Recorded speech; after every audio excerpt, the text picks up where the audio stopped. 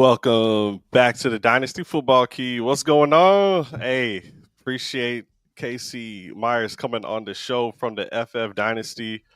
Man, Casey, how you doing, man? Oh, what's good, man? I'm excited to be here. Hope I'm the first guest of the new year. You are, man. Let's go. Let's do it. Yeah, man. I've been a patron of yours for quite some time, but been loving the content, man. I always love Dynasty. I won my first Dynasty League, and it took all the way until 7 years later, right now, for me to win it again. Back on top. But that's Dynasty, man. And you guys helped me rebuild some teams through some crafty methods. Hopefully we can talk a little bit about some trade acquisitions. But really today we're going over a mock draft of the rookie class and wanted to see, now that we got a little bit of hindsight and a good feel now that the season's basically wrapped up, how are we feeling about some of these players? And hey, what's up, Deku25 in the building? He definitely rocks with the FF Dynasty. And appreciate you watching. Everybody like, subscribe, and we're gonna jump right into this thing. But wishing everybody a happy new year. And hopefully you guys won some leagues. How do you think you did in some of those leagues, man? The season's over, so I can tell you how I did in a lot of those leagues. And I will say there's one league that we call it the OG because we had some other dynasty leagues, and when you're first starting out, you don't really know what you're doing, so they all kind of went away. And like the OG league, I have never ever won that league. Never. There's always something. And this year, same thing. Number 1 seed, first round bye, lost the first, and then I would have kicked everybody's ass. I dropped 180, would have beat the hell out of either team that got in. It just, it's just one of those leagues that got away from me. But no, pretty good. Every league I wanted to make the playoffs in that I wasn't kind of in a rebuild situation, made the playoffs in. Did fairly well. Won some, lost some. Got into a lot of first and second situations. But didn't win the one I really wanted to, which is that OG league. Just a bummer. Didn't bring any FFPCs home this year, but did get the 1-1 and the 1-2 in one of those. All right. Which is nice for FFPC. And then we did like an FFPC startup with a minute clock with some anybody who wanted to hop in, and we missed the playoffs. We got a decent amount of injuries, but I think we just missed the 1-1 in that one. I think we got the 1-2. So that's always a good consolation where you're at. So yes, sir. Excited. It was a good year. Buddy took home like maybe just 3,500 and one. Got another buy-in for the next season. Mm-hmm. I need to do better in those. I've been doing just the redraft ones. They've been kicking my butt. I know those dynasty ones got to be tough. So maybe I do like a co-team, something like that. Yeah, let's do it. We're going to be doing a lot of FFPCs coming up here. We got a nice little sponsorship cooking with them. So going to be doing some big boy stuff over there. It's going to be fun. Ooh, love to see it. I know you've been working with Player Profiler too. I'm working with them right now. I'm got a code Alex. If you go on Fast Draft, sign up over there. So check them out, fastdraft.app, whatever phone you got, they'll hook you up. What's up, Joe Ortiz in the building? You get 25 matched back on your deposit over there with fastdraft.app. And man, so let's jump into. I'm excited about Fast Draft now. I'm meeting with the Don over there soon, and I think you're going to be seeing some Fast Draft stuff with the FFD if I had to guess. So I just got 11. I just won 1,100, man. Nice. I'm feeling pretty good. Simple game. I like it. So man. It's been a crazy season. I was swinging for the freaking fences in your patron league or the pleasure town, town, and it did not work out for me. I ended up having a stinker from Derrick Henry the week before the playoff rounds. Did not make it, and I think I had the most points those final 2 weeks. It's kind of sad. Yeah. Henry goes off, Taylor goes off 2 weeks in a row, Jaden Daniels goes off for me 2 weeks in a row, 30-something points, and I believe I have Malik Neighbors, who obviously had his career game. So at least I have a lot of young players. Even I made a lot of aggressive moves in that league. Yeah. So I think I'll be in the mix for a while. But I know you guys are going to be in the mix because y'all were the culprits helping me get some of these players, and I had to pay hand and foot to get some of those players. So I'll see y'all at the top next year. How about Yeah, I don't that? know if we'll quite be there next year, but we're building. We started that league hot, and then now we've been in a bit of a rebuild. So we're getting there though. Yeah. So, guys, as you can see, Casey and I, we've been messing around on the back end here. We got a mock draft, and he went Jaden Daniels with the first pick. Mm-hmm. Explain yourself. No, I'm playing. First, I want to get a ceremonial crack in. Oh, there you Hey, go. Appreciate it. shout out Jason. Shout out Big Co. Also a guest last year, and yeah, trifecta here. Oh, shout Mm-hmm. out Big D and Austin Abbott. Got the whole crew. But Yeah. yeah, man. So I can't deny this pick, and I'll defend my pick. But let me know how you feel about Jaden Daniels. Is this really the 101 from 2024? I mean, I think you pretty much have to, whether you like it or not, for whatever reason, right? I mean, there's really no denying what he did. Now, we just saw if we did this in 23, you'd put CJ Stroud there, right? And we just kind of saw how year 2 can go. Yeah, Now, is all that on Stroud? No. Is sophomore slump real? I don't know. It seems like it can be. But with the legs, the floor is there with, you know, with what he's shown and the leadership, and here's really what it comes down to, right? Right now you've seen, I've been an Anthony Richardson guy because of the tools, right? And now you're yeah, seeing all the stuff after the season, and you kind of knew it in season, but like, some questions of whether he was doing everything he needed to be doing to better himself, and doesn't seem like there's longer and longer I spend in this dynasty space evaluating players, and not that that's the be all end all, but it gives you massive points for me if you love this shit and that you want to be great, and like you're not just going to rely on the talent, and you can't always know that because you don't know these guys, but you can get a feel, not all the time, but you can usually get a vibe from these guys. And Jaden Daniels had given you that vibe. And then everything you've heard from this year is, first one in, last one out is whatever. Like, I don't really care about all that stuff, but you hear all the other things of just being a great teammate, being, accountable, tons of reps, as many reps as he can get, staying late, doing all the things, and just loves it. Wants to be that. Like, that's the problem. Like, Kyler Murray didn't do what I wanted him to, where he wanted to be this year, and it affected a lot of things. And I think maybe he got a little humbled this year of like, hey, we got to figure it out. But Jaden Daniels seems from the jump to have the want to be great. Now the question is Cliff Kingsbury, we've seen him lift rookie and young quarterbacks to an elite level, and then it kind of gets stale. So has he evolved enough to continue to grow with what he's calling from a standpoint of, offensive execution? So that's going to be a little bit of a question for me. And now, but you look around, and I mean, at the end of the Commanders are still going to be playing, and Zacharias is a guy who's, yeah. crushing for them, right? But they have Terry, but that's pretty much it. Ertz has been great. He's 34. Eckler's lost to a concussion. They don't really have anybody, so maybe you surround them with a little more talent. You can lift it up even higher. But I mean, I don't know that there's really any other answer at the 1-1. I think if this is 2-point tight end premium, because this is super flex tight end premium, right?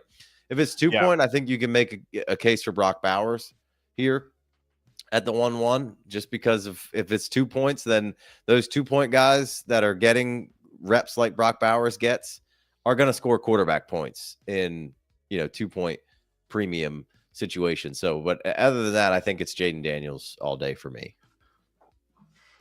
Yeah, I tend to agree, man. So let's keep it rolling, but got to highlight that I think for gamers, the value goes up when you do it in the playoffs. Two Mm-hmm. back-to-back Oh, 30-point games in the playoffs. I think that ends up cementing some guys, and it was part of the reason I felt it was really tough to make my choice here at the 102. And uh, shout out to um, some other guys I was watching last night, man. Fizzle Dollars, he was on with South Harmon Fantasy, and they were hating on Brock Bowers. Not in, they like Bowers, but it's the cost, right? It's the cost of how do you acquire Brock Bowers, knowing he's good. But I'm taking him here at the 102. It's tight end premium, 1.5 premium, right? So okay, yes, it's not the end all be all. Those guys are dialed into wins over replacement player, and um, you know, that's all fine and stuff, but this guy was pretty crushy in my opinion. When you look at the targets for Brock Bowers here, uh, he's got 108 targets. This stat line is third in the NFL amongst Mhm. players. He's behind Jamar Chase and Amon-Ra St. Brown. Only one catch behind Amon-Ra St. Brown. This guy breaks the tight end record for most receiving yards by a tight end and most for the Raiders in franchise history, but also breaks just the receiving category record for 106 receptions, which was actually set recently by Puka Nacua. I know you guys probably know this by now, but uh, this guy just crushed. Okay, and it seems like they're going to lean on him. First round, 13th pick overall. Uh, this is a team that's going to want to get him involved. Excuse me. Yeah, Brock Bowers for me. You can see in this column on the right where there's like a text bubble that says PPR. So this is for 1 point reception, not 1.5. Mhm. This is Pro Football Reference. So 124, 247 yard points, and then if you take those 108 receptions, so you add that PPR, half PPR, that's another 54 points, I believe. If is that how that would work, so that would get him into the 300-point category. And as a tight end, I mean that's so significant, especially if you're in shallow rosters, man. Like to be honest, for the FF Dynasty, I felt like it was shallow enough to where I could justify getting that trade done. Now, I've talked about that trade multiple times because the guy I traded away ended up being so good to get him. But anyway, I still think he can be a difference maker. No, I'm not expecting him to do it every single season, but I think if you're getting this at the tight end spot, you can just set it and forget it. I have a lot of lean rosters where I only have one or two tight ends, and this is a Mhm. perfect guy to have in that spot. So just because of how much of a crazy pick this may be to some folks, do you got any other thoughts on this Brock Bowers pick? No, I don't think it's a crazy pick really at all. I mean, you're doing 1.5. If you want to take Neighbors, if you want to take Marv, if you want to take Caleb or Drake May, that's fine. I mean, pick your poison, do what you want to do. But um, Brock has come out here and shown you that people want you to quote unquote earn targets. I would say that you definitely earn targets, but is the person who's throwing it to you willing to throw it to you? And it seemed like kind of mostly regardless of who was in there week over week, Brock was pretty good. Now that'll be the question of next year when things turn over. That was my question leading in to Brock Bowers, and that's my question leading out of Brock Bowers after having a great year. Of I don't think Antonio Pierce stays, and if he does, I'm sure they change some stuff up, and they're certainly going to change the quarterback position up one way or another. So is the same guy going to look for Brock at the rate that they were looking at Brock? And I don't know why you wouldn't. It seems silly to say that, but it just is that way sometimes. I've been watching him playing this game long enough. You get a quarterback change, and all of a sudden, the guy who is getting just crushed with targets, that's not the way the other guy sees the fields or reads the progressions or does. That's not what the routes that he likes. And all of a sudden, you're like, oh shit, where'd he come from? Why is he getting so many targets? So Yeah, that'd be the only hesitation there. And Brock Bowers is an elite asset. I feel like I might have to go watch whatever the hell you were watching and see what those rascals were talking about over there on the Southampton. That's South Harmon. Yeah, South no, Harmon. Who's it's that? just it was just a cost because they're not thinking startup every time. They're talking now. How do I get them with these already on someone's roster? Right. And Well, it's I mean, just you're not. yeah, That's just there's just some guys where it's like why are you going after Brock Bowers right now? There's just no reason to go. Like too you're late. not getting them. Like it's just you have to wait for an opportunity to come up to be Yeah, able you to need go yeah. Brock Bowers hunting, and it's just like some guys, it's just like that's really not happening. Like unless somebody's willing to go be like unless they're worried about Brock Bowers, you can test the waters, but like that's not somebody you're going to aggressively pursue. I feel like, right? So No, man, anyhow, and that's Cody we Carpentieri. Is that right? in this picture. No, Oh my bad. I was like, wait, what? the I'm sure. Southampton Harmon, whatever. No, no, yeah, he is. Yeah, he's on there. Yeah, Yeah. he wasn't on that episode. It was Adam and Fizzle Dollars on that one. But I understand it's always a price type of issue. But on I don't that like the note, wins over replacement crowd. They drive me crazy. Exactly. All right, here we go. Brock Bowers crushing. I mean, look at this guy. Just Yeah, I mean, hands and he's a receiver, right? And that was the only consideration is the team that's going to get him, use him properly. Like, he's not your standard issue tight end, right? You see, yeah. Ty Warren coming into this class, right? Like, those dudes are great athletes, but completely different players and completely different usages. Like, that's a huge man. Brock Bowers is not a huge man, right? You don't need to use him like a traditional tight end. And is the usage going to be correct? And it was correct. So I don't know why you would F that up. I don't know if you swear on the show or not, but I Nah, don't want to. you can say whatever. That's why I got a 2-minute intro. You're good after this 2 minutes. But Okay. but yeah, man, it's just one of those things where my question was also the usage, but it was specifically about Devontae Adams, and that's why I didn't have him in enough redraft leagues. I didn't have him in any redraft, but I was all in on Dynasty. So they answered that question pretty quickly. In his first year, Devontae Adams is traded out of there, and there's I like Jacoby Meyers, but come on now. Yeah, I mean, you would assume that they're going to add more target competition, but I mean, Brock still should be a primary target earner. He was great on a terrible team, and I don't know what the quarterback situation is going to be, but it shouldn't matter at this point. Yeah, we'll keep it moving. He had 3 quarterbacks this year. He'll figure it out. So your next pick here, we roll on to 103. Caleb Williams, who was for real life the 101, but I think in fantasy a lot of people still were able to pull the trigger on Jaden Daniels ahead, fortunately. Yeah, I don't know that I saw that a ton. I think I saw Caleb and Marv basically being the 101, especially super early on, maybe later. Yeah, that was definitely the top 2 in consistency. Yeah. Yeah. Yeah, I stuck with Caleb here, man, and you could have taken Neighbors, and I think you could qualify that as maybe being a little safer there. Some people may even say, hey, I'm taking Drake May, or maybe even Bo Nix, just for what was around you. But for me, it's, a guy like Caleb, which there's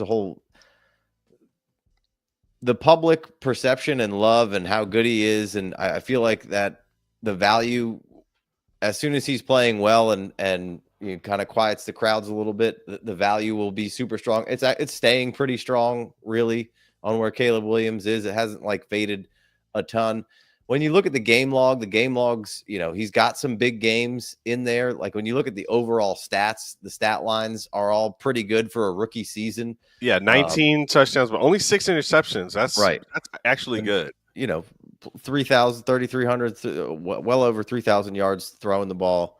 Obviously had a really good cast of characters around him, but just you saw it in glimpses, and you saw it for weeks in a row of him kind of processing and getting better.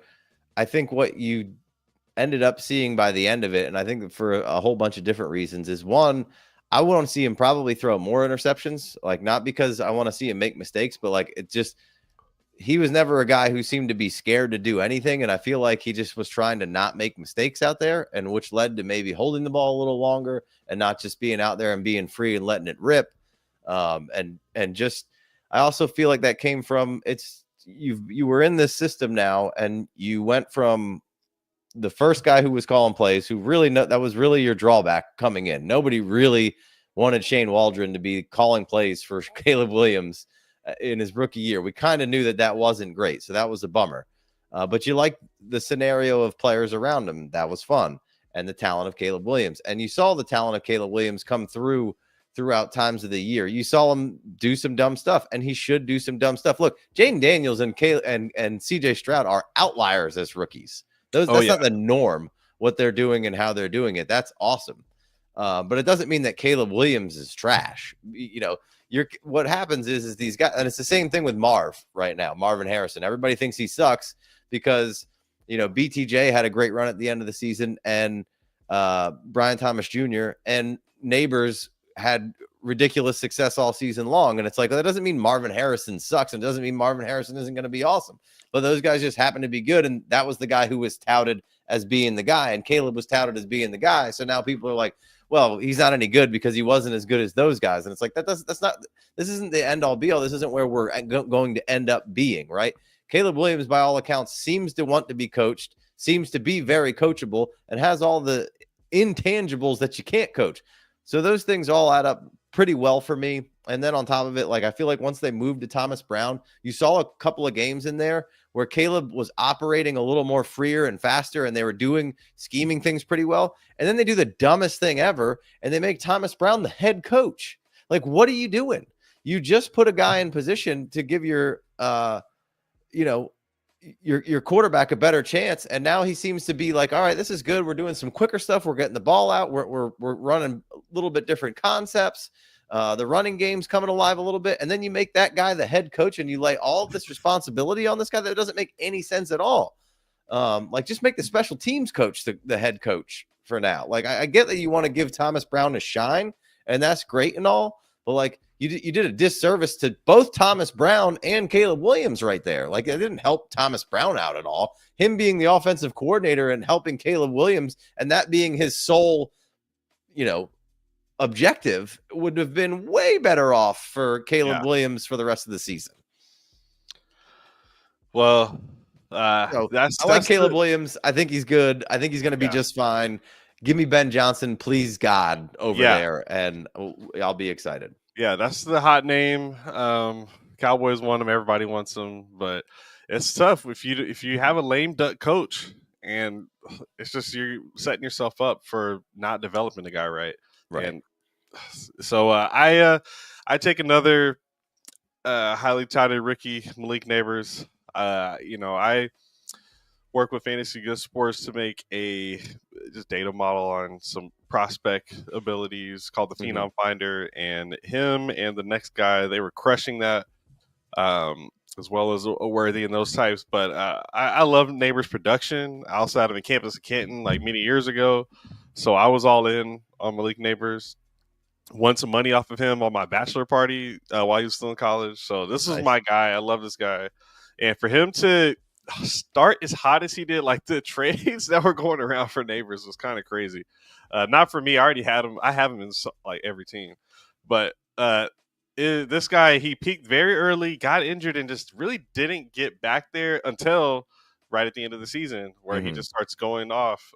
Really just week 17, and it was kind of nervous because he was on the injury report every week, and I just said, "F it, I'm starting him." I know some people that did not start him because it was dicey, but the targets, come on, man. Like, if you look at these targets this guy is getting, it's just crazy. And you're talking about someone who, and it's this column here, but someone who had a chance to break Puka Nakua's record. We talked about Brock Bowers, but Malik Neighbors, man, he was right there in the mix. You got Malik Neighbors 5th overall in receptions at 104. The record was 106, so he fell just short, but wouldn't have mattered. Bowers exists. And 256 fantasy points on the season. Only 6 touchdowns. And Bowers too, not a lot of touchdowns. That's where your boy BTJ combines to beat them there. But it's a quarterback thing. You start with one. Daniel Jones gets ousted in the middle of the season. Talk about another bad contract situation, and then he goes through Drew Lock and Tommy DeVito, and then back to Drew Lock, who ends up cooking at the end. So that last 36-point game there, that's gonna. I think people never got off the Neighbors bandwagon though. But there's points in the season where I'm getting the Xavier Worthy from Malik Neighbors offers, and I'm just holding. He got Mahomes, but I'm holding, and I think that's the right choice because this is an elite target getter. So I'm absolutely excited to see what else this guy has got in store for us next season. He gets through the season healthy. That's also great for quite a lot of these rookies. I love it. So, man, Malik Neighbors only 21 years old. I honestly struggled maybe taking the guy after him over him, but because I know I'm getting another quarterback that may, like, I don't know, like Trevor Lawrence is okay. I'm not like thinking he's gonna be a game changer, but it's also wide open room for both of those receivers. So it was just so hard, and I love both of those players. But I went with Neighbors, man, just because I think the dynasty value is a little bit higher with him.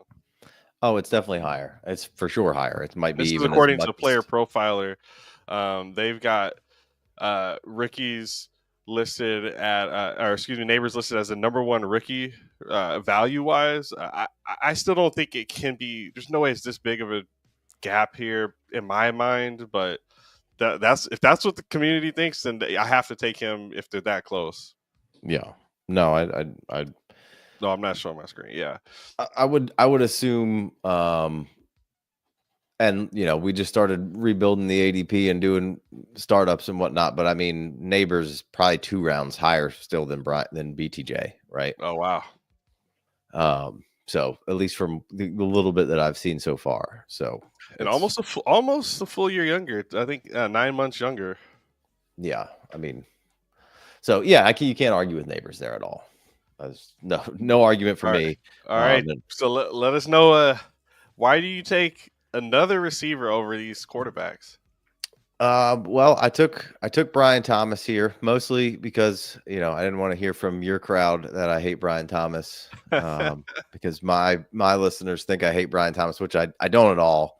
I really like Brian Thomas. I struggled with this because I did want to take Drake May here. Mostly was just kind of poking fun at our listeners taking Brian Thomas here.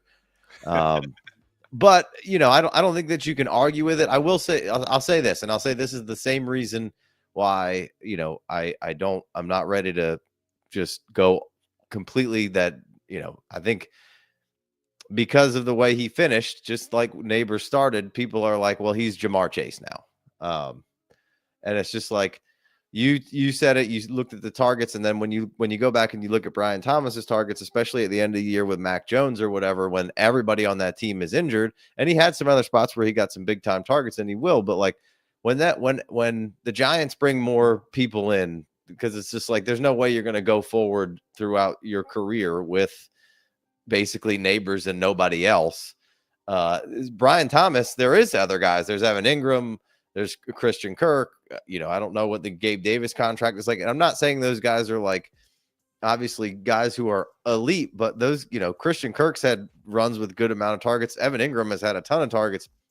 When you bring those guys back into the fold, just don't be alarmed. And you will be. And the same people who are telling you that he's the best ever, they'll ask you what's wrong with Brian Thomas when he has 4 games in a row where he's not earning 12 targets. And it's like, well, yeah, he's getting 12 targets right now because there's nobody else to throw the football to.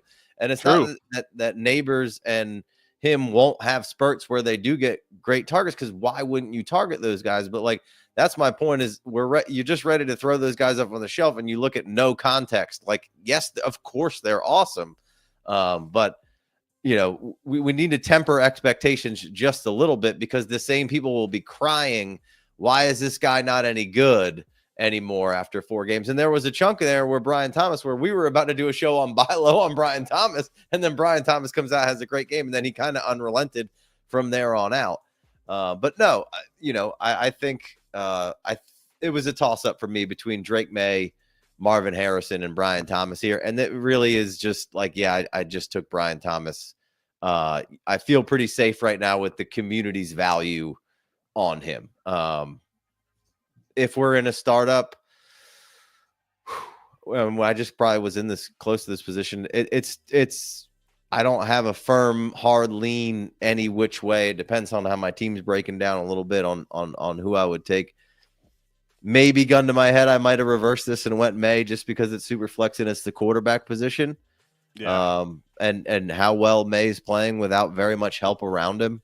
And what kind of what he's doing in the situation that he's in is I think has made the Patriots very watchable, and made him kind of exciting at times, and with really nothing but Hunter Henry and Austin Hooper and and apparently Boutte is going to be maybe a thing here. Little That's he's wild. getting a little love there through the back half of the season. So it was close, man. What would you do here? Like, what was your call if you were on the clock there? Is it May? Is it Harrison? So I'm a sucker for the skill positions. I'm taking BTJ. I almost took him over Neighbors, and if I had the 3 spot, I'm not taking Caleb's over them either. So it would take to the 5 spot before I'm taking Caleb. So it's 104 floor for Brian Thomas Jr. for me. Mm-hmm. And Drake May, yeah. So there's a point in the season where I was definitely thinking May over Caleb Williams, and just with the age and being so young, I think that might be the move. It's so tough, man, because one of the things going into the draft was the QBs were falling because there's the other skill positions. It was really just the big three in Daniels, Williams, and May. And Mm-hmm. then when the season's going along, I'm like, oh God, Nix is good, and then later Penix is good. So I'm like, they're gonna go higher in these mock drafts. But right now, with you, this is my first hindsight mock draft, and they're still sliding, which is kind of crazy. It just kind of speaks to the talent there. And yeah, Marv fell back, but I'm taking BTJ and Neighbors over May. Um, and but I would say May versus Caleb. I probably want to go May, man, because I like the rushing upside. I saw enough. Maybe he like it's hard to know if he needs a better coach or something. That's just like a narrative right now. Uh, but I just one of the questions I had for one of your co-hosts was like how because I'm not amazing at scouting quarterbacks. Like I'm not good at scouting quarterbacks actually, and I'm just like, how do I know if May's going to be good? And like for me, I just was thinking from fantasy, is he going to have that rushing floor? And I think he's absolutely got it. It did get him concussed in a game recently, but he went back in, scrappy dude, whatever. But it's tough, man, because Caleb's got the weapons, May doesn't. But I think the Patriots, with the 101 pick in the draft, they're going to figure out a way to make May better. So I'm taking May over Caleb Williams. So Caleb will be probably my 6 if I could pull the trigger. But like Knicks is playing better. It's tough, man. Yeah, I mean, you got to balance, playing well right now and seeing like, obviously Caleb Williams. Oh yeah, Josh Downs. Playing with Josh Downs helps you look good on tape. Yeah. Shout out to Edward Fulford, and like, subscribe. Appreciate you jumping in here. And a quick plug for Casey's channel, the FF Dynasty. They're doing mock drafts of startup drafts. I think you guys are in one right now that hasn't even finished, right? Yeah, a couple. Yeah, where did May go in that draft? He went in the 3rd in one of those. I don't have my phone on me right now, but he went in the 3rd in one of those, and then maybe the 4th in another one. Here, I pull it up real quick. Okay. Yeah, Josh Downs. That reminds me, one of the players we have not drafted yet, Adonai Mitchell. The hard problem with Mitchell is I just don't know if Richardson can throw, man. But yeah, Downs is an easy target, so he can take advantage if you have a good player around him. So I'm hoping they just sign T. Higgins. There's a tweet with Kendrick Bourne over the holiday asking, like, sent it basically out to Twitter, but he was talking to T. Higgins like, come on to the Patriots, man. Drake May's that dude. Yeah. Looks like Drake Edward says 2-8. Yeah, looks like Dre May went in 2-8 in one. Appreciate it, Edward. And then I don't think he's gone in the other one yet. Nope. All right. So, well, let's keep it rolling. And it's at 310 right now in the other one. He hasn't gone yet. All right, there. Okay, so he might make it to the 4th round. Yeah. Yeah, I took Brian Thomas in the 3rd there, so took him over him. But I looked at May there for a while, and just so you know, Marv went in like the 2nd round in both of those. Okay. For all the Brian it's so Thomas interesting. Lovers. The dynamic. It's like if it's a rookie draft, it goes one way, but when it's a startup and you've already kind of secured your other position, you know how your team is, then, or what your kind of idea for how your building is, it picks a little bit different. Right. And that, just to wrap up this kind of conversation that we're having here, like, and that's why I stick with Caleb, right? Because I just, what all that upside is and what it can be and what we've seen in flashes is the reason that I stick with that, because I just feel like we're so quick to forget all of the things that made him the prospect that he was, right? And I don't think we've seen everything we've we're gonna see out of Caleb. And I do feel like the public generally oddly enough, is very much rooting against Caleb Williams for whatever reason, because he's not the normal 101 quarterback, I feel like. So it does feel like I see a lot of hate on Caleb for really no Yeah. reason. Is there residual hate? Because I haven't heard a like once the season started, I haven't heard like, oh, he's doing this with his nails or anything like the old No, pre-draft. I I haven't just heard see any it. of that at I all. just see on Twitter, I see They just hate nonstop just himself. the Yeah. barrage of how much he sucks and how big of a Oh bust he is. And god. I'm like, he's not a bust. Relax. Yeah, Like, I don't think he's a bust. And but I no, I was mean, yeah. I think there was chunks of the year for sure where people were like, "Oh yeah, May absolutely," and I'm sure a lot of people probably still feel that way, and they're right there with you. But I'm sticking with Caleb in this situation. But I can't really make a super compelling argument outside of, I guess you can call it take log if you want, but I like the things that made him the 101 overall and so coveted. I'm sticking with those for another season to see kind of what I can get. Yeah, man. He had a big game. He had that like 30-point game at some point in the season. I'm not gonna try to find it, but the talent is there. I think they in 2025 he may have a better season if the Patriots can't address any of their issues. It's easier to compare them 1-to-1 versus why I want these skill positions over Caleb Williams, because when it comes to that, that's more about my teams. Like Mm-hmm. for me, I acquired Sam Darnold easily this season, super easily, super easily. Sam Darnold, I got him. So my point is, let me draft the neighbors and Brian Thomas Jr., who are so hard to get, and I figure out a way to get my quarterback. Yeah. Um, you know, Yeah. No, I'm typically, it's always value based for me for the most part on anything, as far as especially like startup wise. What's the cost to get these guys, whether I'm in or out on them? And I do, I definitely will lean towards not going heavy quarterback if the value isn't absolutely right with it, because I do feel like there's so many mid-range quarterbacks that if I build a strong team around them, I can get through with, Sam Darnold and, Jared Goff for the longest time, like you can still get decent value on Jared Goff in a startup, and I'm not mad at him being my starter at all. yeah, absolutely. Another guy, really easy to get. Baker was easy to get. Mm-hmm. So it's just one of those things where I feel like some, especially if you catch a rebuilder at the right time, you can Mm-hmm. just get some of these guys at quarterback a little bit easier than I can get these other ones. So it's more about that to me for why I would take the skill positions. But like QB versus QB, I could definitely be wrong taking May over Caleb. And so let's get into the second half of the first round. No Marv, who was the consensus 101/102 last year. I get a fresh crack for that.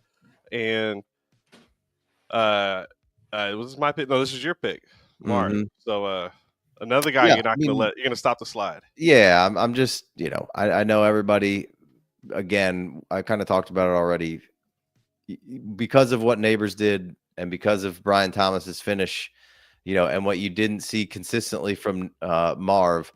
People are like, oh, he's a bust, he sucks, he's never going to be good. And it's like, well, you could look at this a bunch of different ways.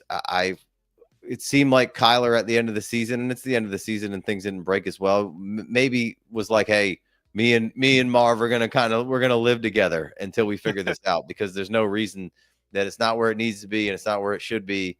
But what you're doing, there's another target earner on that team, right? His name's Trey McBride, and he Oh earned man, he earned a ton of targets, right? And they were kind of, I don't know a lot about Petzing, the offensive coordinator for the Cardinals, but like I don't necessarily know that Kyler's a fit in kind of how they were running the offense, which was seemingly wanting to be kind of a power run game offense for a lot of it and playing some decent defense through good chunks of the season. When Kyler's good and confident and letting it rip and running around back there, he's unstoppable. But there was times where he just seemed unconfident. Balls were floating all over the place. Not the Kyler I wanted to see, and not consistently getting Marv involved. But also Marv was out there playing the big boy position all year long, playing outside X, running big boy routes. And they're not manufacturing number one touches. coverage. Marvin right, not manufacturing coverage for Marvin Harrison. And I think over time that will all pay dividends of saying, hey, this guy's, a worker. He loves it. He's a route runner. He can do pretty much anything you ask him to do. And then, people were getting on him about a separation score. If you go back, I think he had the third highest rookie separation score, which I don't give a fuck about. Doesn't mean anything to me. But if you want to use stats to make your argument, that stat is somewhere around there on, I believe, what is it? I'm drawing a blank on the website, but great site for lots of statistical information. We use them all season long. Like maybe a fantasy points or something. But yeah, fantasy points data, correct. Okay, sweet. Yeah, that's and they have the ass score, and I believe he was third the other day when I looked at that up of all the rookies. I joined a fantasy points startup this last year in 2024, nice. And I was tanking right out of the gate. So trying to get my Gentier Tet on, whatever. So, but 37th Marv here in yards. 22, not bad. And I like what you're saying. Like he's going to learn from this. Right. So I have all the confidence. Like I have the heart. This is why I continue to make Dynasty content, because we live in such a right now world, and like Dynasty isn't about right now. Like obviously there's a lot that you have to deal with right now, and if you're in contention and doing things, you have to, it's fun, the trading and all that. But like I'm going to be acquiring so much Marvin Harrison if people are going to be trading him for first rounders this year plus a little bit. Right on the following year, and same thing with Roma Dunze. I'm gonna be acquiring the shit out of those two guys because I believe in the talent, I believe in the player, I believe in what I saw and like I just feel like people lose confidence so fast in what's happening, and I think Marv had games where they targeted him and they're like, oh damn, look what happens. You target Marv, he crushes. This last game that they just played, I think he had 6 or 7 catches for 90 some yards. It's 96 yards. Yep. So give that man the ball. Right. Yeah. And made some good snags. They easily could have won that game. The ball oh my god, off helmet off the ear hole. And one more second on that throw. Like if you go back and look at that one, Marv's in like a soft little motion coming across, and there's a middle linebacker in there. But when he calls hike, the middle linebacker comes on the blitz, and Marv's kind of running that drag across off the motion, and he goes to McBride there, and fastball's one on McBride. But if he could have waited one more second and thrown it to Marv as an easy touchdown, and not that McBride, if he puts a better ball on McBride could have. Also, it was too much heat on it, man. Right. But not the ear hole. So anyway, still very much love Marv. I can, I got a lot of heat for a rankings video that we put out because I didn't have Marv in the same tier as Brian Thomas. I had Brian Thomas in third tier, Marv in second tier. But my thoughts were exactly how I'm seeing the startup this year is that even on the bad year, startup wise, Marv's probably still going to go ahead of BTJ. And that's what I've seen so far. And furthermore, as soon as Marv is doing well and putting points on the board, the value meter will shift again because the public loves Marv so much. Yeah. And it's no slight on Brian Thomas. And look, Brian Thomas probably should have been in the second tier. Inside Baseball, we recorded that, like a week and a half before that happened. Then Brian Thomas had 2 really good games before that thing even came out. Because that's what kind of happens in the world of recording shit. Shit doesn't always come out exactly when you had, and you get a backlog of stuff. So, it doesn't look good when Brian Thomas is crushing and Marv, but like my thoughts is like, listen, I still would probably want Marv over Brian Thomas, but like you don't want to make that trade, right? If you're going to give me Marv and a first to go down to Brian Thomas right now, then that's the kind of value that I would want to suck out of that, right? Like I don't want to. Yeah, that's right. That's a great call because I am curious. I mean, Marv, Dynasty Daddy here. Some of these are kind of weird. They got Marv straight up for Drake May. He's in this range. I think we had him going back to back. Marv plus Pacheco for first and the third. So it's really just like you said. If people are going to give away Marv for a first, then you're going to take it. Yeah. I don't worry about the CD Lamb. That's too crazy. But point is, he's in that first range. So this is a buy. This is a buy. Absolutely, All right. 100%. I mean, you're not buying Brian Thomas, but you can buy Marvin Harrison. An Yeah. And excellent crop before the season, you would have loved that.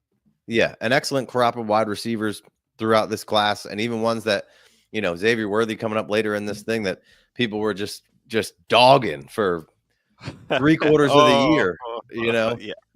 and now, oh shit, oh he's good, and this is what I'm talking about, is that like in Dynasty, like people will just talk so like, and then all of a sudden he's good, and it's like, well, we weren't talking shit about him anymore. He's awesome, of course. He's with Pat, and he's scoring 20 points. He's getting targets. He's awesome. It's like, yeah, like relax. So Yeah, so go buy some Marv, people. I took Bo Nix with this next pick. All right. I thought he played really well. I slept on him. There's a league where I traded Bo Nix for and I think a first to get Jalen Hurts. I think that's a fair deal. Obviously, Hurts doesn't finish the season. Right. Okay, so that's why it kills me. But I'm still okay with it. But I mean, this guy as a rookie, he's 24 years old, but he's doing it with a guy that no one could do it with. No one could do it with Cortland Sutton, and he's getting it done. He's getting it done with Marvin Mims at the end of the season, which was a late stash I was telling people to get.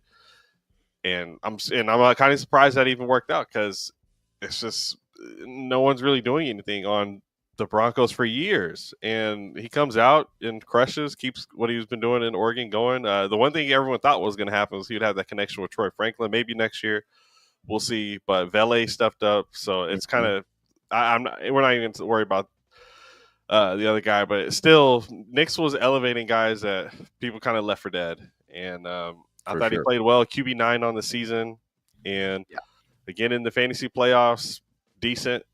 Gave you what you thought you'd get out of him.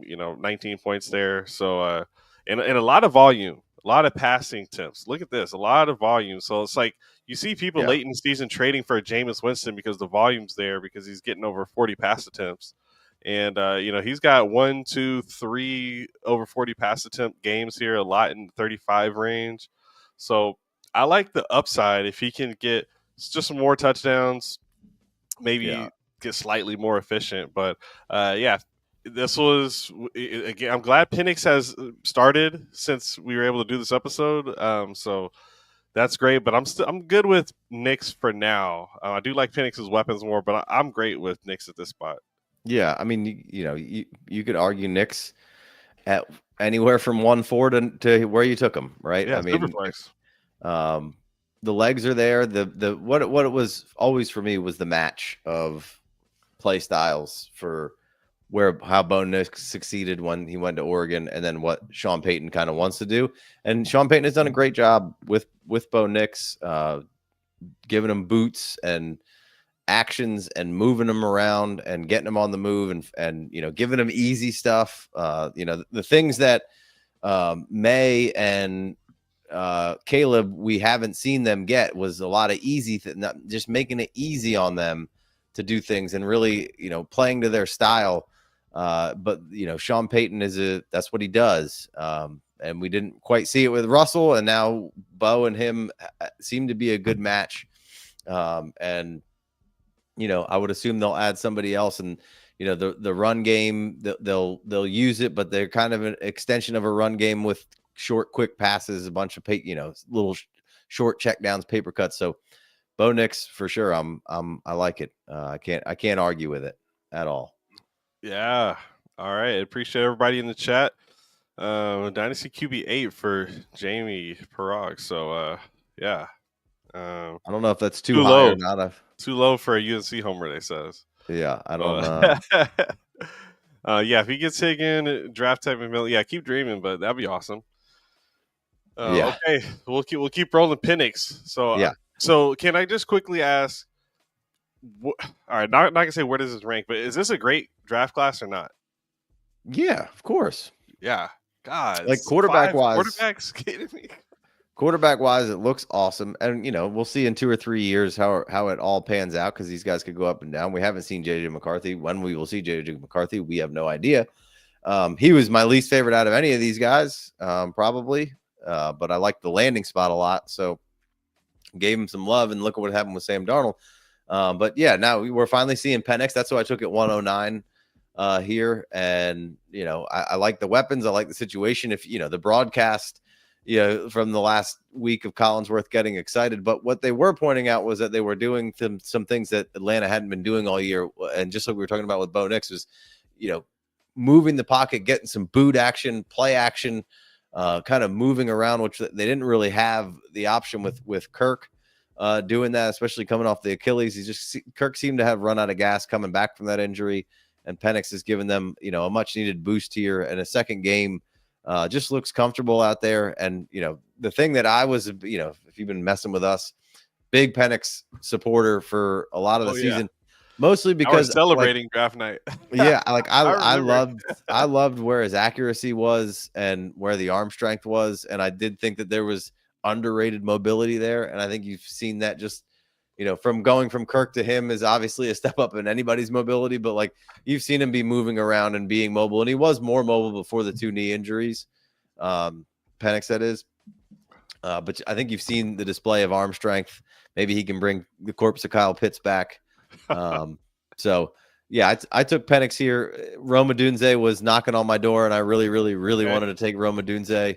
And I like Worthy too. Was a big fan of, that next and rookie drafts last year when we got to this point of this class, and we got to like 8 or 7, 8, 9 or whatever it was, or 8, 9, 10. It was for me it was Worthy, Ladd and Brian Thomas were the 3 wide receivers kind of in the tier of their own right there. And all those guys absolutely slaughtered it. And, the first round, you couldn't really mess it up too bad. I mean, JJ McCarthy would have been the only bummer of a pick. And if you did it late, he wasn't a first rounder anymore. Right. But pretty much, Brooks, I think is that what you said? Snuck in. Yeah. Brooks snuck in, but right. But I mean, that's not his fault, right? The injury is an injury. He looked good for a little bit. He did. So I like Penix there at 109. We could try to speed it up here a little bit if you want. Yeah. So I had to take Penix at 109 in the orphan I took over, and I had Kirk Cousins and Trevor Lawrence on that team. So I just took Penix no matter what, and I'm happy I did it because I'd be completely screwed. Yeah. Anyway, Xavier Worthy. I'm a Longhorn guy. I had to go Worthy. Xavier is a family name, so I love this guy's speed. He broke the combine record and had a great week 1. Kind of cooled off from there, but he's had 3 20-point weeks in a row. Really delivered in the fantasy football playoffs for people. So people are going to remember that. He's going to have the speed. He's going to have the Mahomes factor. There's only a 1-year deal for Hollywood Brown. There's no more time left for Hopkins to be good, and we've got I don't know how Kelsey keeps doing it. He's still a top tight end because of the tight end, but eventually it's just gonna be Worthy and who knows who else. I just did a mock draft. Oh yeah, my bad. Rashi Rice. See, Rashi's coming back. That's a great duo. And I think they're gonna get another 1-year deal out of Hollywood. They didn't get anything. I think they want. Yeah. Give him 5 million, 7 million more. Bring him back for another year, and let's run this back because I think we got cheated out of seeing. Worthy, Rashi, and Hollywood never on the field at the same time, right? All you got to see was some good stuff from Hollywood in the offseason and him and Pat being together, and then you didn't even get to see it. And then Rashi, week 3, out of here, right? So, and I don't, the Chiefs bring rookies along slowly. I think what you wanted to see from the Chiefs originally was gadget kind of stuff with Worthy, with those other guys doing what they do, and then kind of bringing Worthy along to kind of what you saw at the end of the season. But I mean, by the end of the season, he was looking pretty good. And my thing with Worthy was he's not the speed guy at the combine who's just the speed guy. This guy can run routes, and he's tough for how little he is. And I think you started seeing that at the end of the season. And look, when you're starting to get targets throughout the season here. And when he did get some targets, he would traditionally have a pretty decent game, right? 8 targets week 8, had 13 points. And then come down here and he's got, 7 targets, 6 targets, 11 targets, 11 targets, 9 targets. Just started being a part of that offense, like you said, and really kind of came through for you. So I'm excited for the next season of Xavier Worthy. for Absolutely, man. with the So let Chiefs. me know about Rome Odunze, who was the third Yeah, I wide receiver mean, taken in the real draft, but falls a little bit short here yeah, to the wide receiver 5. this is going to be the JSN buy that I was screaming about all last season. Just smash buy as much as you can. This guy. My thing with Roma Dunze was I don't know if he'll live up to the hype, but he's not going to be a bust. This is a good receiver. And then for him and Caleb to be able to kind of grow together, I Yeah, really, really like that. Keenan Allen's not going to be long for over there. It's a 1-year deal. We'll see if he comes back. But he's getting a you know, ton of targets. yeah, well, that's what I'm saying. Like if you slot Roma Dunze into the role that Keenan Allen, and obviously you're going to have a different role on this offense, and things are going to be a little different. But give me the targets that that Keenan Allen's getting for Roma Dunze, and it's a completely different story year one. And you kind of knew what this was. You're going in, they bring in Keenan Allen, they have DJ Moore, they pay DJ Moore a truckload of money before the season. You got a rookie quarterback, offensive line questionable. Um, you know, I think Odunze at times showed you how good he can be, banged up through the rookie year a little bit, but I think is as good of a buy as just about any buy in this offseason from the rookies. Marv, the 101 of buys, Odunze, the 102 of buys. Yeah, I'll buy Odunze Yeah. definitely. I'm in. And McConkey, surprised you didn't take him there. But Rum's I, just my guy, and I yeah, mean Lad's my guy too. But yeah. So Lad McConkey, because Quentin Johnson did get an extra season to get. He got a shot, but I just don't think Quentin Johnson's the guy. You still see him dropping balls. I did see a Lad drop in the last game I watched, their last game, but still, Lad he's putting up some good numbers, man. Getting solid targets, and Justin Herbert's his guy. This is the target row here, but yeah, man, he's just a go-to little PPR type of magnet that I think he's just gonna have kind of a locked-in floor for fantasy. I could see him easily just minimum getting like 7 targets a game and catching most of those. Like, guy's really efficient. And yeah, look, I mean, barely, not too many touchdowns. I think that's what, it's like 9 touchdowns on the season, so that's actually pretty good. it's really good. Yeah. So yeah, missed 1 game. So yeah, I like Lad. Uh, Great player. I don't want to undersell it. Lad's awesome. I do want to move on to the next round. Yeah, let's do Buy it. Lad, get Lad. Oh yeah, That's love. awesome. Preach Lad's praises all off season last year, so it was good to see that kind of work out. So I like Lad and the Herbert, and I'd be surprised if they don't add another target in that offense over the offseason though. Yeah, some action in the chat. Matt B's trying to make some moves. He was trying to trade away some of his future draft picks. We don't really have to go too deep into it, but like these second rounders, he's got 4 of those and looking to get some bets with those. I was saying get a Mike Evans or a Jacoby Meyers type in that range for some of these second rounders that people are, once the rookie season hits, they're going to want those guys and know that, oh, Evans is about to retire or whatever it is. Get you another season. Find a way to get a Tyreek Hill. I know he came on a little bit later, but he's still always just whispering about retiring. I would do that with some of these picks. I think he said he's not trying to trade the 101. That's good. But yeah, what is the tier break? This is kind of where I'm going with this. Where do you feel in the, sorry, that's the next class. I know we don't know the next class tier break, so that's another reason why, Matt, you may want to hold on to some of these picks. Like maybe once we get into a point where you feel comfortable doing some evaluation, and Matt, I'm talking about like by the time the actual rookie draft, the combine happens, and we've got numbers, like everyone's going to have kind of an opinion. So you kind of have to get ahead of that if you want to make trades to capitalize on where you think a tier break might be. So you're going to want to do some early research. I'll be doing prospect breakdowns. Just did one on Trey Harris, Ted McMillan, and did Cam Scatterboo and Emeka Buka and Ashton Genty. And we're doing more. So I'll be doing those, but like if you can get one of those vets that people are just sleeping on, then just do it. But like I might hold on to that 2-1. I want to figure out where that tier break is because again, let's look at this draft. McConkey was available sometimes at the 2-1. I got Mm-hmm. in your draft, the Pleasure Town. I got Brian Thomas Jr. at 2-1. I had to trade up to get that, but that's the type of player that might be there. So yeah, maybe with the other ones, yeah, he's probably thinking, either trade straight up or consolidate to get something. But we just don't have enough information on this next class. Like, Right. it's pretty early. Like, there's a game on right now. Yeah. I think Trey Harris is in it.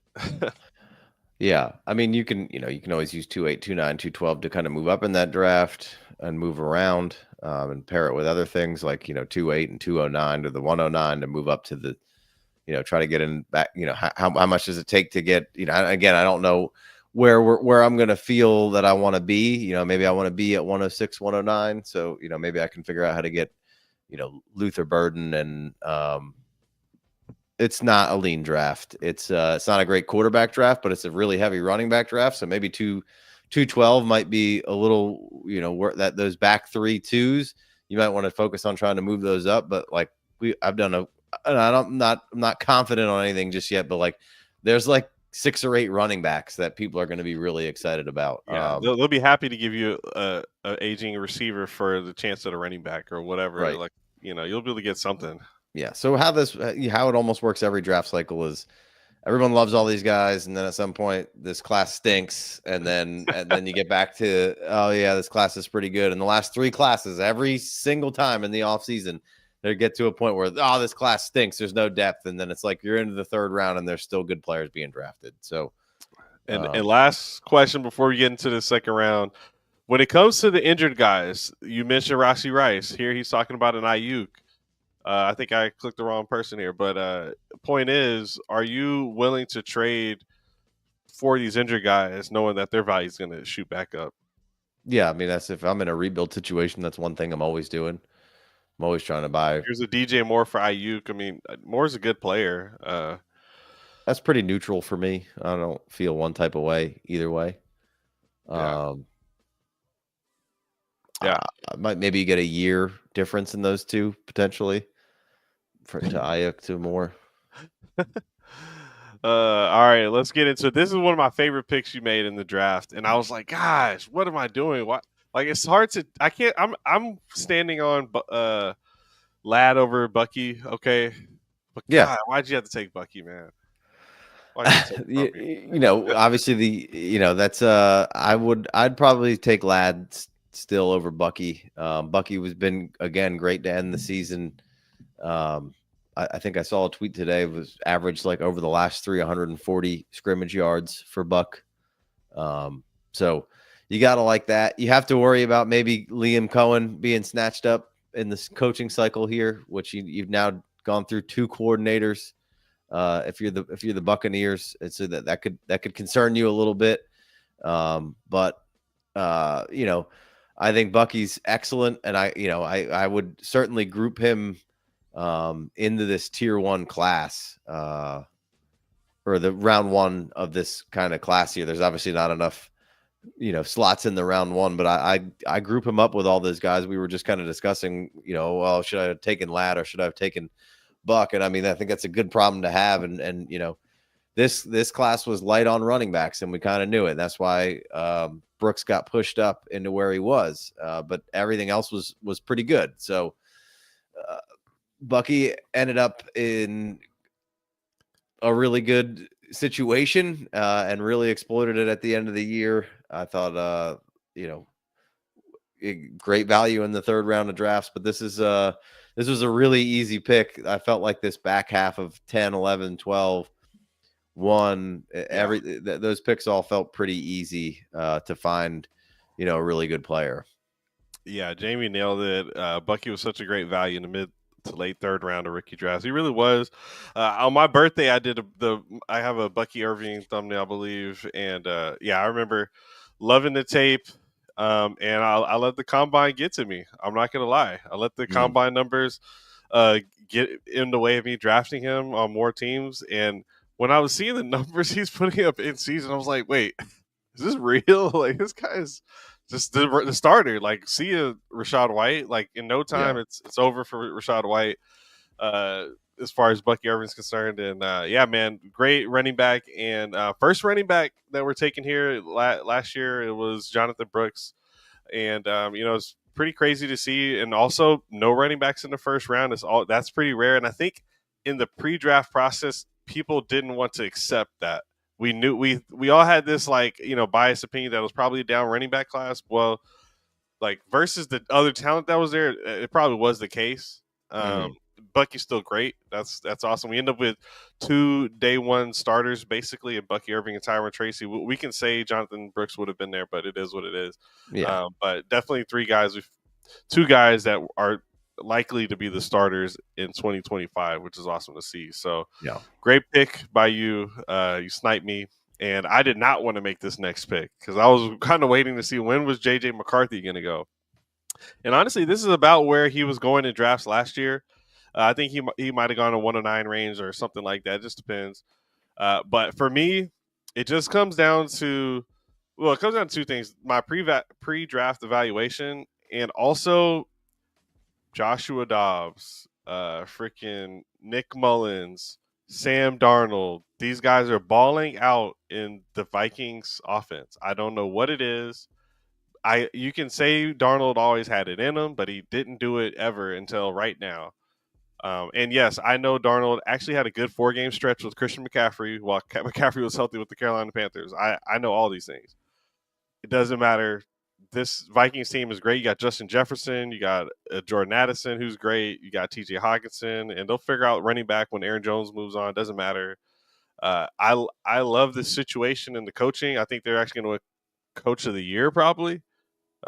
Just with how it kind of went down, you spend your first and lose your quarterback, and you still are 14-2, and maybe you in this weekend's matchup against the 14-2 division rival Lions, you win that matchup. Sorry, Big Co, but maybe that happens, and you're 15-2. This is Coach of the Year, man. I mean, whatever about the Chiefs. I mean, I think this guy gets it, and JJ McCarthy's getting the chance to sit and learn, which we want from a lot of quarterbacks. And I live in a world where Jordan Love turned out to be a good player to stash and hold. And that took Hmm. 3 seasons of waiting and waiting and waiting.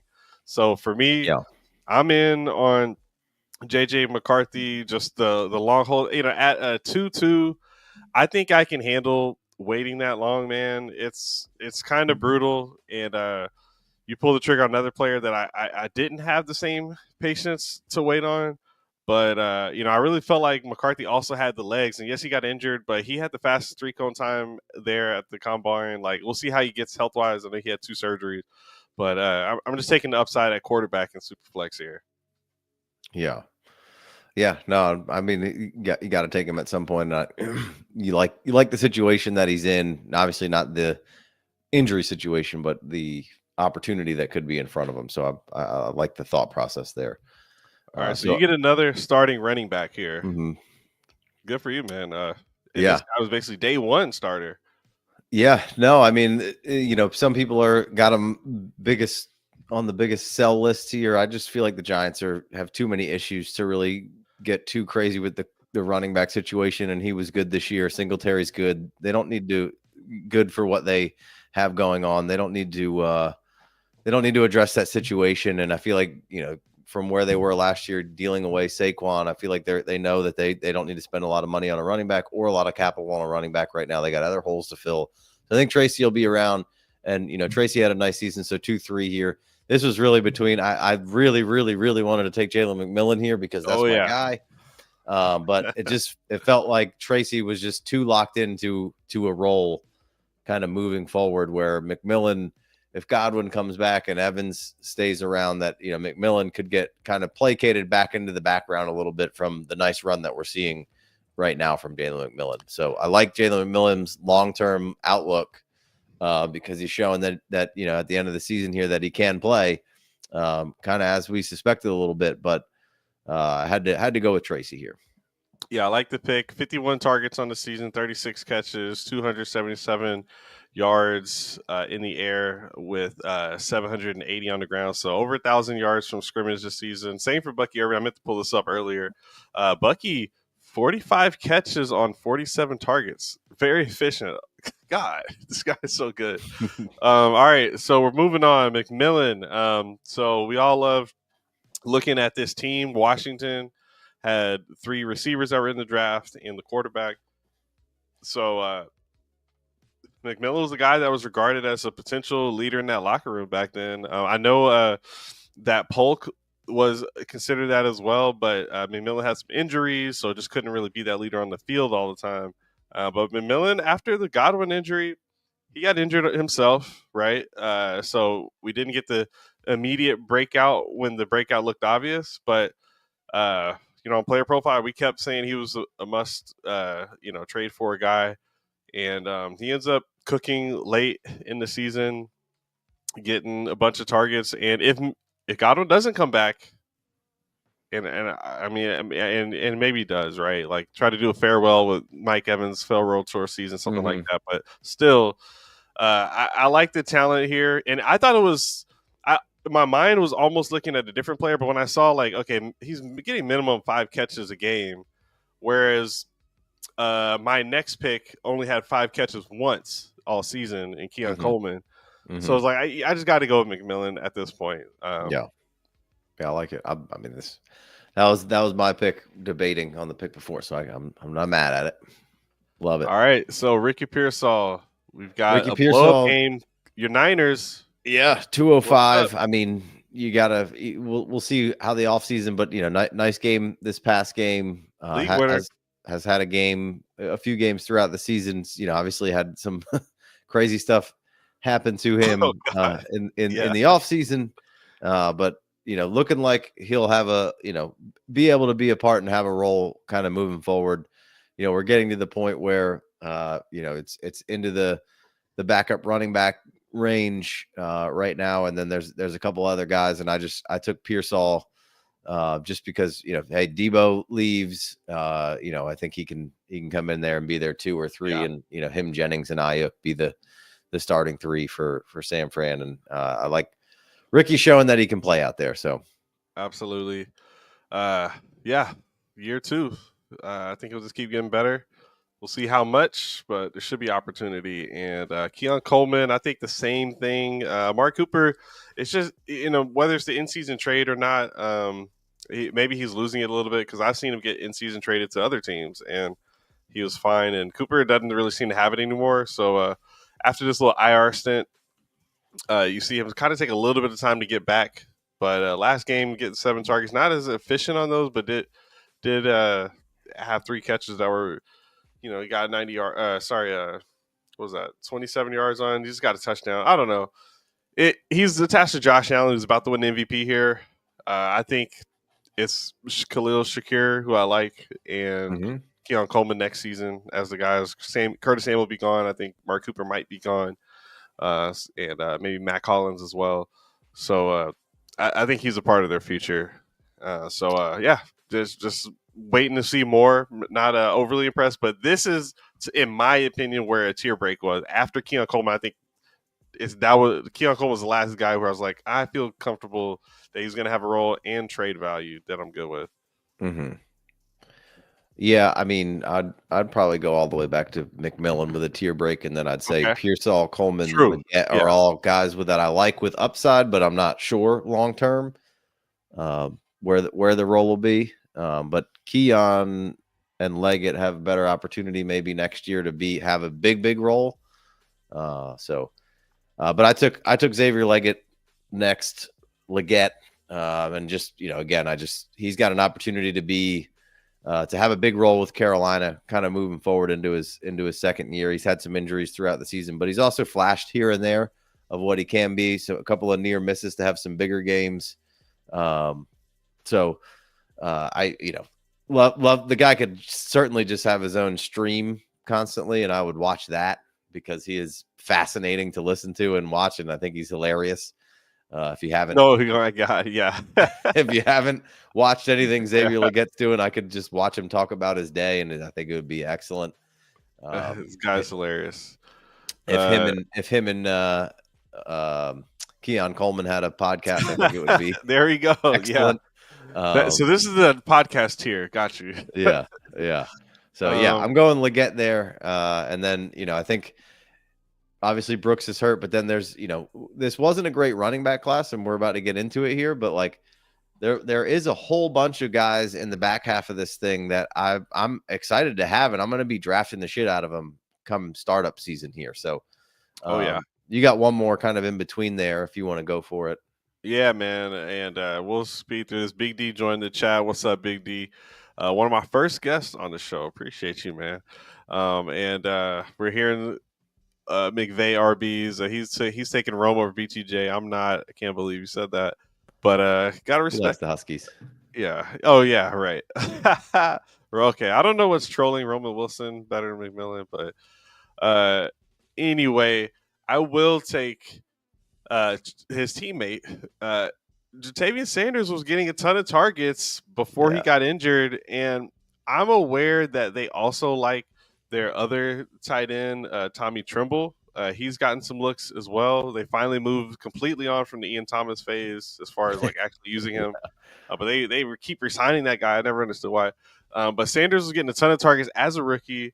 Um, I feel good about him. I feel Yeah. good that he's going to have a role as a tight end.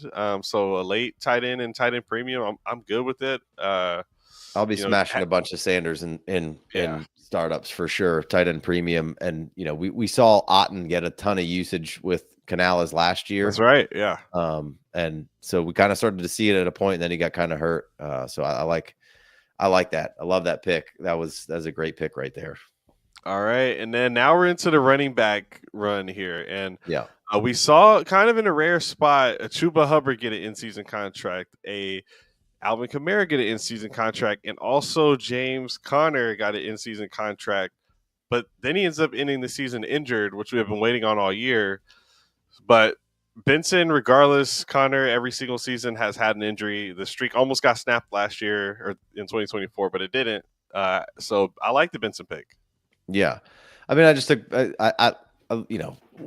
at the 209 here. There's some juice with Benson. Was a good collegiate player, had some good production, got some explosion to his game. You haven't gotten to see a whole lot of them. There's been chunks where it's been good. There's been chunks where it's been okay. And then he obviously got hurt through the season. So, at this point, I'm willing to bet on somebody like that and see if, they can't have a dual role with Connor next year and or Connor get hurt and take over a little bit. So I took Benson here as the lead dog of my favorite of all probably the backup running backs at this point. It was tough. I like Benson at that first pick. That's who I would have taken. This next pick, it was between Brooks and Davis, and I was on stream live when I was making this pick for a different show. But I asked my co-host, I was like, when do I take Brooks? And they're just like, if you want a chance at some in-season production next year, it's probably Davis. It's not Brooks. Yeah. Exactly. Because Chuba's a beast. Yeah. And I was also asking him, how do we factor in dog rating? Because Chuba's got it, and Cam Scatterboo's got it. But we were anyway. Not to digress. Ray Davis got that dog in him, man. He's a beast, and I like Ray. my problem with running backs with Josh Allen, a Lamar Jackson, the pass catching upside is not there, and you get the goal line touches vultured sometimes. He does have a James Cook, but you see James Cook have those games where he goes off. And Davis, I think, had 2 decent games himself.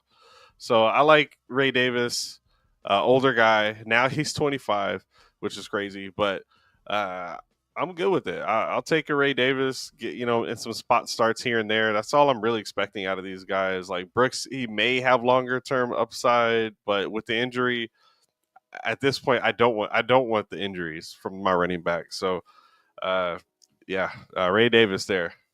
But you stopped the slide on Jonathan Brooks. Yeah, I just take the shot and hey, we'll wait. We'll fill the IR spot up for a good portion of next season, and now we got an extra pick, because we got the IR spot. We got extra room on the roster. So, there's talent. There's obviously talent there. He's got high draft capital. I don't think injury loses the role necessarily. He'll get a shot at some point. We just got to hope he can come back and be healthy. Sucks that he got hurt. What could he do? Absolutely. And this is what I was talking about. Jamie said he had the 111, was going to take Knicks, but the guy wanted Brooks that he traded straight up Baker Mayfield for the 111, and then that guy drafted Brooks, and Jamie ends up with Baker and ends up winning the title. Baker was a guy who's one of the top quarterbacks in the Super Bowl, won me a league, that's for sure. So that's what I'm saying. Like, when it comes to me drafting neighbors over Caleb Williams and Drake May, it's like I'll spend my 1-4 on neighbors and then spend my 111 to just get a quarterback that I like. Yeah. I did that in one of your drafts where I traded away the 111 for Dalton Kincaid.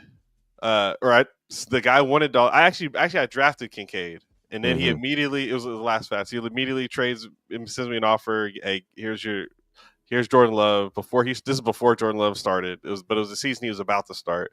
And point is, you can get a quarterback for a late pick, not one of these young, hot off the presses models. You're not gonna get the sexy one, but you can get one that can score you points. Yes. All right. Last one in this round, we got Corum. I took him. And here's another streak that got snapped.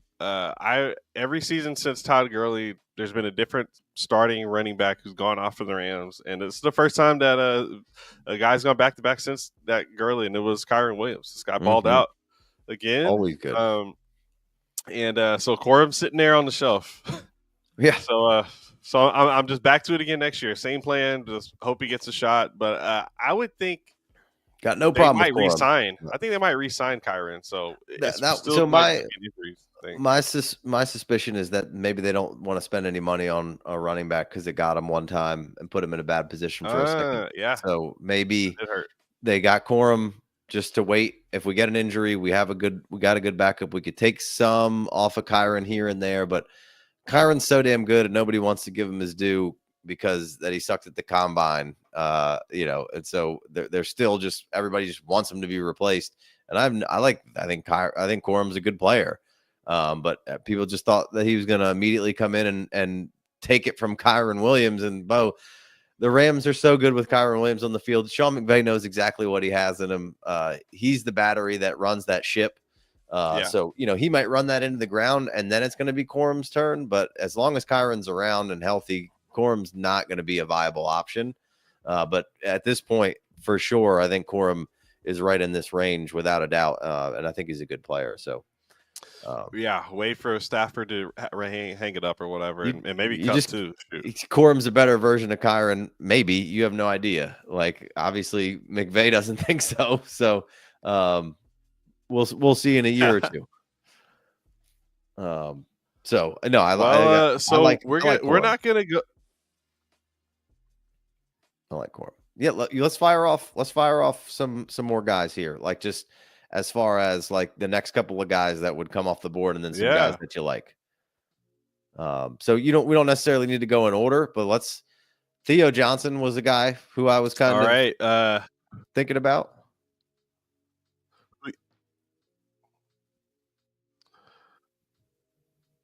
All right, who you got? So Theo Johnson was probably it's a little laggy for me for what it's worth. I'm gonna do.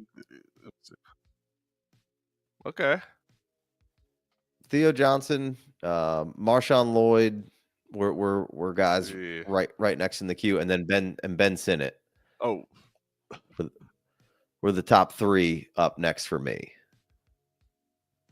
So where were you at here with the next couple of guys? And I accidentally just smashed Theo Johnson, but Theo was the one that I was thinking. Theo was who I was thinking, like, maybe of a running back, but the way I play, I was playing zero RB this season. It did not go well for zero RB, but I had to take the running backs over Theo. But I love Theo's situation. It's just, he ends with the injury. Liz Frank and also the quarterback conundrum, and I know it's the Malik Neighbors show. Whereas with Sanders, like, sure, maybe some people like Leggett. I don't necessarily love Leggett, and they traded away every receiver they had that they could. So it's basically Jalen Coker, Leggett, and Sanders. Theo's still got to contend with Neighbors. Okay, Thielen better get out of there, man. Thielen's balling, son. I'm just saying Thielen needs to go to the Rams or whatever, any team. That's get out of there, please, Thielen. All right. I like Wright here. I think I would stick Yeah. with the guy who I was really considering was Adonai Mitchell, but Mm. the problem is the Anthony Richardson show. I know that there's just a fresh 2024 contract for Michael Pittman Jr. and Downs is good. And Downs not Downs going is anywhere. good. Right. They're not getting rid of Downs, so Right. I'm taking Jalen right here. Final answer. I can switch you somebody else if you don't want. No, Theo Johnson's fine. Like I'm more just interested in like the kind of guys that Yeah, you're thinking about here. So, yeah. um, Uh, Guerrero, oh my obviously God. he's Yeah. coming back to be probably their third for San Fran next year, but certainly interesting here. So, Guerendo's got to be up in the mix. Yeah, Um, let's just fill out the board. yeah. I'll take Braylon. When you see Isaiah Davis come on, it's kind of annoying, and then the quarterback situation is going to be screwed. But Yeah. also, they were the league low in rushing yards, and Brees Hall is a part of that. Meaning he might not be as amazing in the future as we think. So Nope, maybe stop it. Allen's got He's some. just he's running back 3. We already have seen it. He's put up numbers as best as anybody in the league. The Jets just fucking stink. He ain't going anywhere unless they trade him. He's one of the best backs in the league. There's no. All right, they were bottom 2 in rushing, but I don't give a fuck. Doesn't matter.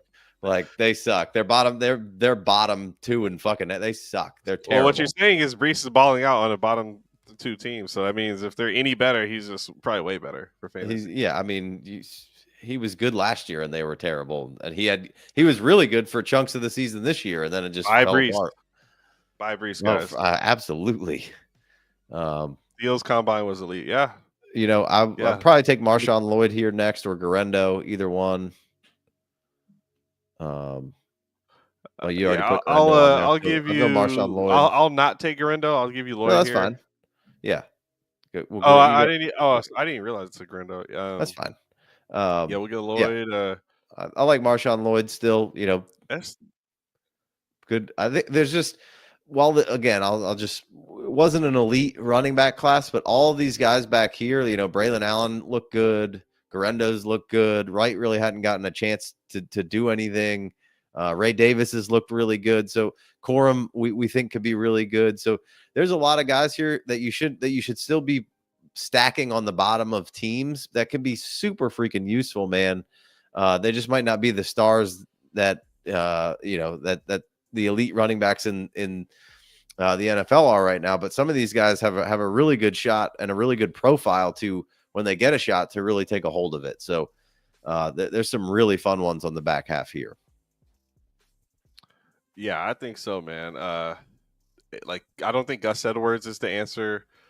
I don't even know whose pick we're on right now. It doesn't matter. Just I might entertain like a Vidal. Estimate, he had a game. I think he had like one game, but nothing amazing.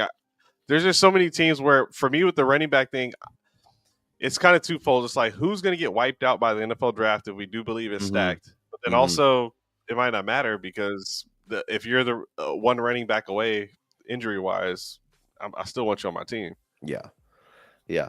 No, AD Mitchell probably deserves some love, but again, we don't know. We don't know if anybody, if AR can facilitate 3. Most likely not, at least at the trajectory we're at right now.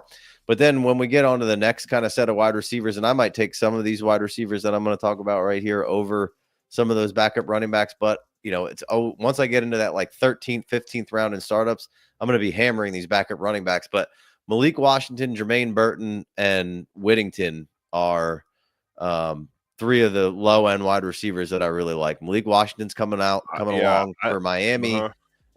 Whittington, if Cooper Kupp goes anywhere or any of those guys get hurt, he's been kind of interesting. That's your boy, right? That's Texas. I mean, look at that. Yeah.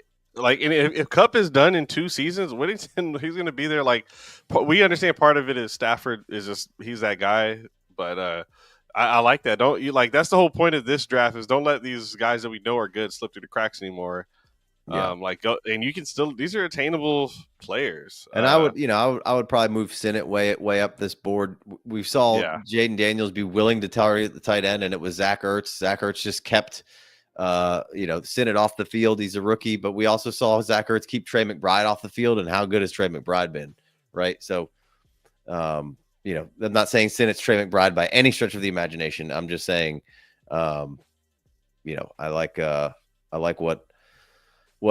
what could be with Sinnott and that great production from the 101 from this draft. So Yeah, man.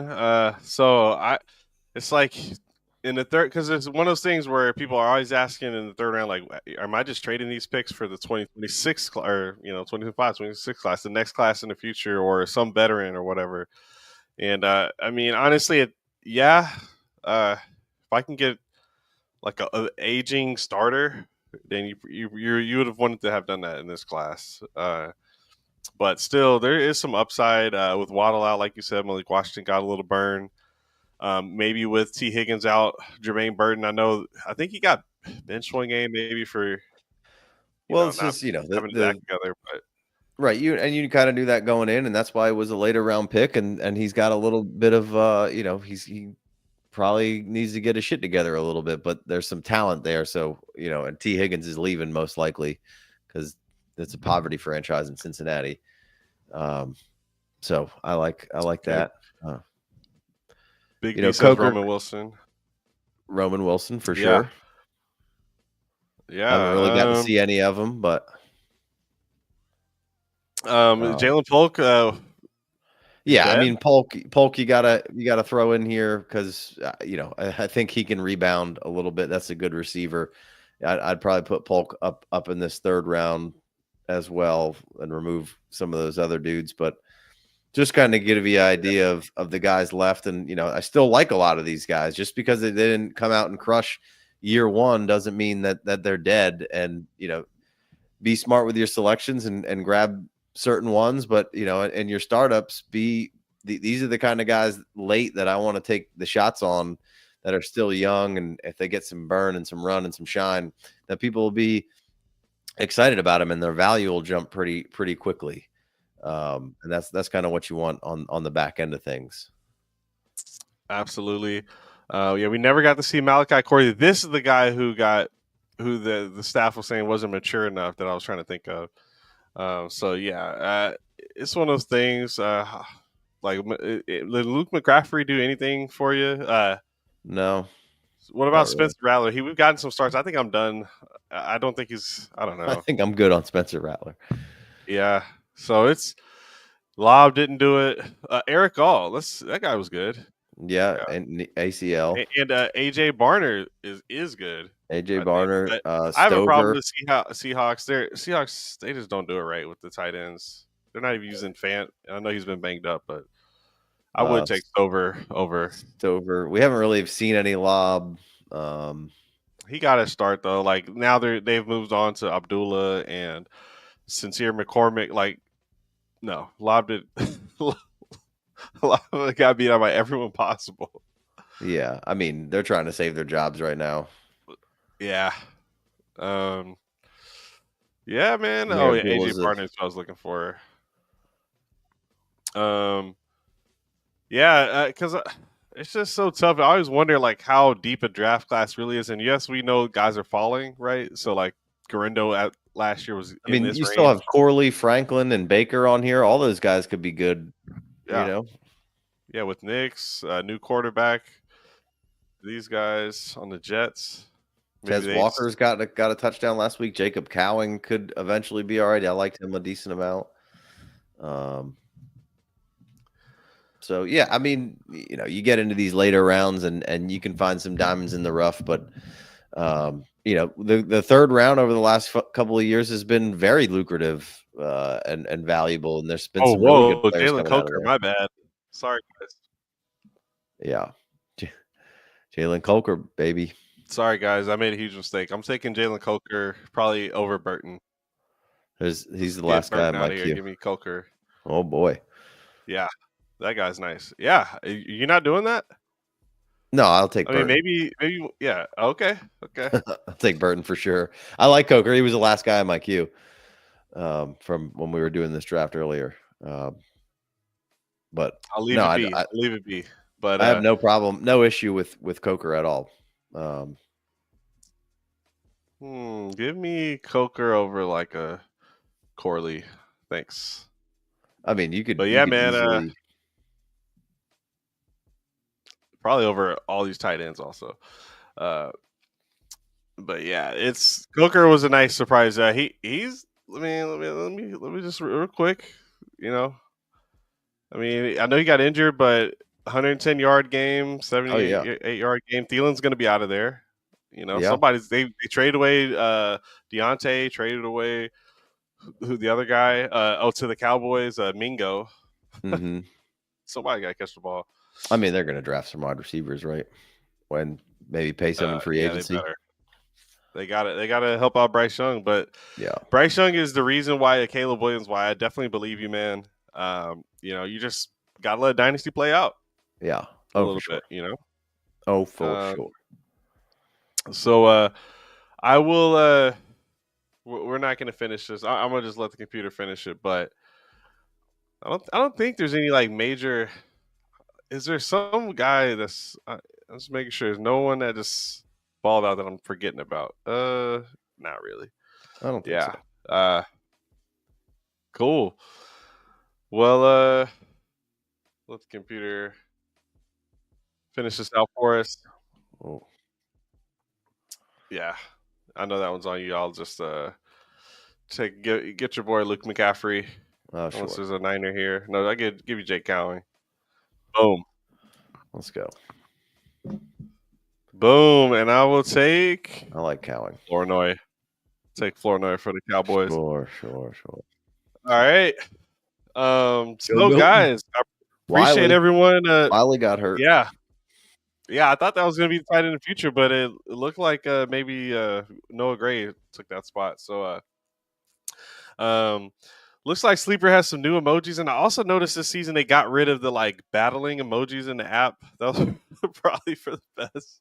I don't even know what They that is. focus more on the gambling part.